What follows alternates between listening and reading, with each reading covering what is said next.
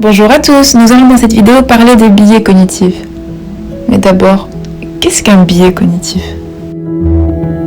Un biais cognitif est un automatisme incontrôlable et trompeur de la pensée. Je vous explique.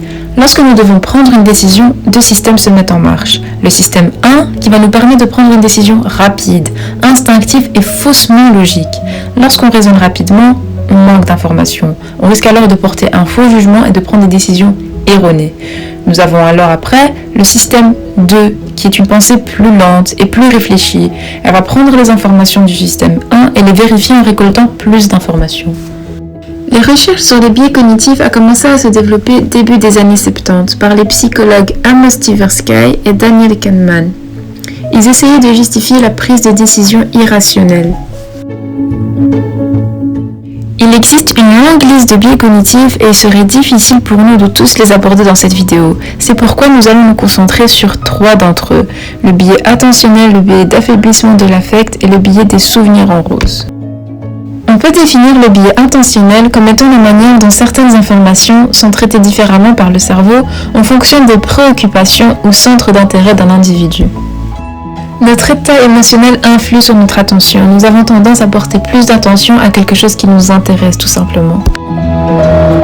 Un exemple, je déteste les mathématiques, mais j'adore le français. Je vais alors forcément être plus concentrée et prendre plus de plaisir lors de mon cours de français qu'à celui de mathématiques. Le biais de l'affaiblissement de l'affect se manifeste lorsqu'une personne trouve que ses sentiments sont émotionnellement moins forts que ce qu'elle ressentait au moment même des faits.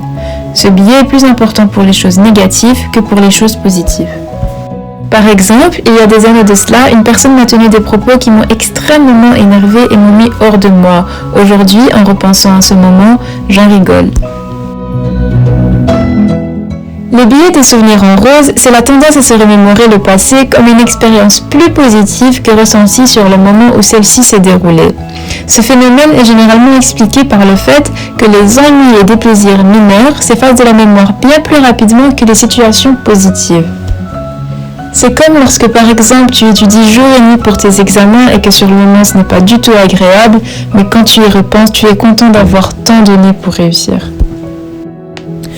Vous devez sûrement vous demander pourquoi nous abordons ce sujet dans le cadre de nos études en marketing. Eh bien, comme vous le savez, en tant que bon marketeur, on se doit de bien connaître nos consommateurs. C'est pour cela que la connaissance des biais cognitifs est indispensable pour comprendre la psychologie humaine.